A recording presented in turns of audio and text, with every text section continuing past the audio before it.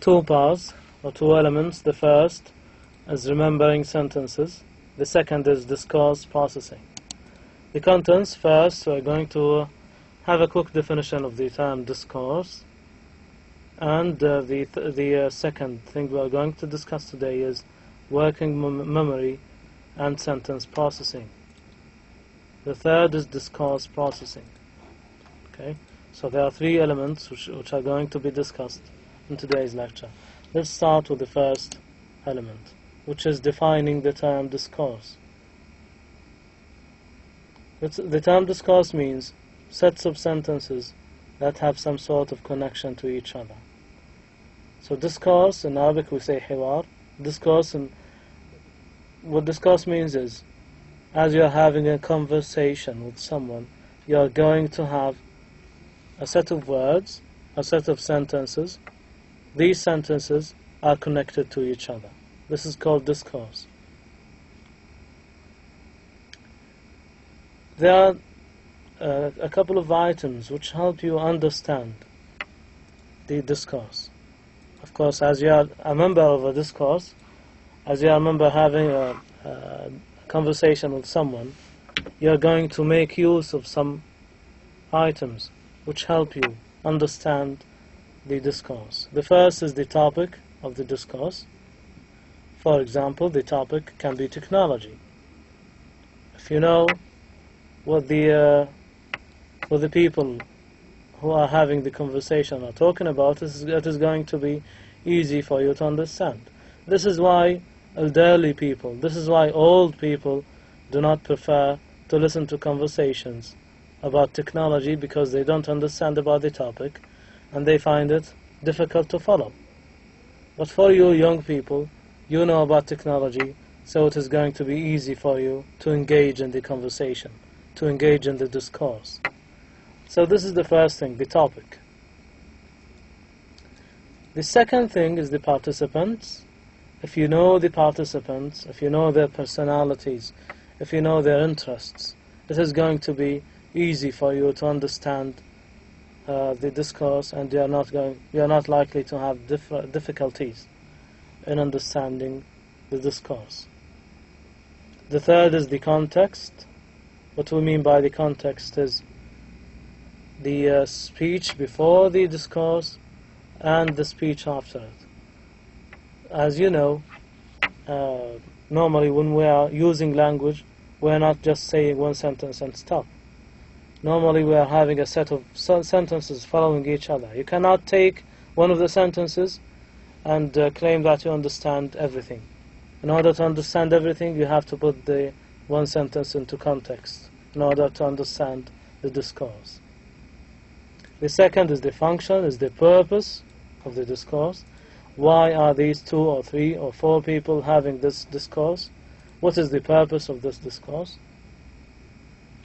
So these 4 elements help you understand the discourse. The first is the topic, second participants, the third is context, and the last is function.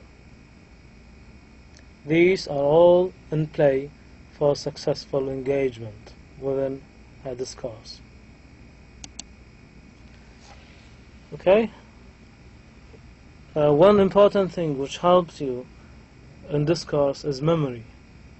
There are 2 types of memory. The first is working memory, and the second is long-term memory. What we mean by working memory is the short-term memory. The short-term memory is the memory for a very short period of time, and the long-term memory is the information you keep with you. You can remember it after 1 week, after 1 month, etc. During discourse, working memory, that is short-term memory, plays a key role in sentence processing, in understanding sentences. You are making use of your memory. For instance, here we have a study by Justin Carpenter. The study showed that people with low memory spans, those who cannot remember things for a very long period of time, people with short-term memory, with short span of memory.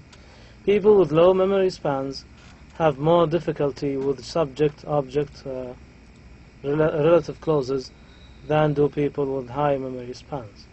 So as you are engaging in discourse, it is going to be a bit difficult for you to engage in the discourse and to understand what the discourse is all about if you have a very weak memory. As I said earlier, there are two types of memory. There's working memory, short-term memory, and long-term memory. In the short-term memory, you try to remember words, digits, numbers, figures, etc. In the long-term memory, you are trying to memorize your general understanding of the discourse. Let's suppose that you are having a discourse with a friend of yours today, or having the discourse now. After 1 minute, you are going to be able to recall some of the words which you have used, both of you have used. You are going to be able to recall some of the numbers you have mentioned in your discourse, but later, next week or next month, this is going to be a bit difficult. It is going to be difficult for you to understand, or it is going to be difficult for you to recall the words, but it is going to be easy for you to tell what the conversation was about. After 1 month, perhaps it is going to be easy for you to recall that your conversation was about sports, your conversation was about computers, etc. Long-term memory, there are three important things which happen to sentences when they get stored in long-term memory. So now we are going to discuss the memory which is long-term, which has a span of 1 week or 1 month, etc. So there are three things which happen to sentences as you store them for a very long time. The first is information about the structure and even individual lexical items is lost. So you forget about the individual lexical items, the vocabulary items, you forget them. What kind of information? This is forgotten. What remains is the meaning. What remains is the topic of the conversation, or the topic of the sentence.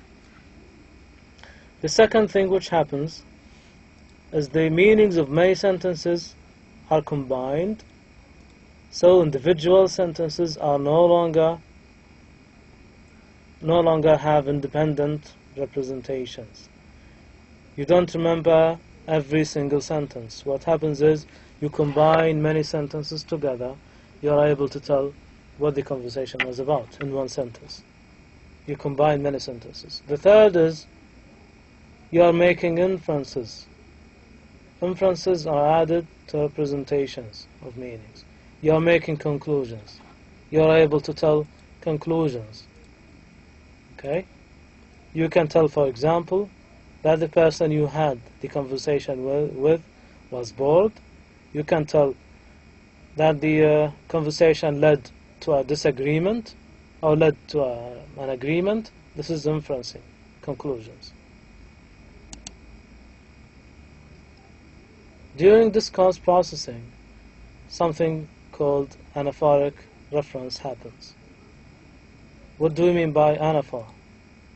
The anaphor is a linguistic device that refers to someone or something that has been mentioned in the previous context. So you are making use of the information which have been related to other information in previous discourse in order to understand. I'm going to make this easier for you to understand. Let's forget about what we have here on the screen. Just listen to me. As you are joining two people who are having conversation, it is going to be difficult for you at the beginning to understand what they are talking about. Why? Because you do not have access to the anaphor. You do not have access to the previous information. The previous information always help you to understand well. If you join people at the middle of the conversation, this is going to be difficult for you to understand. rather than if you join them from the beginning. Okay, let's continue reading. An anaphor can be either a pronoun or a definite noun phrase. Okay, so it can be of many types. Let's look at the example we have here. Sarah got a new baby yesterday. The little darling slept with her last night. Alright? Here we have an anaphor, the little darling. What does it refer to? It refers to the new baby. And we have her. What does it refer to? It refers to Sarah. Let's suppose that you have entered a room and found two people having this discourse of the same sentence. What you could hear is, the little darling slept with her last night. This is going to be impossible for you to understand what these people are going to talking about. This is going to be impossible for you to understand because you do not have access to the anaphor. What is the anaphor? The new baby and Sarah.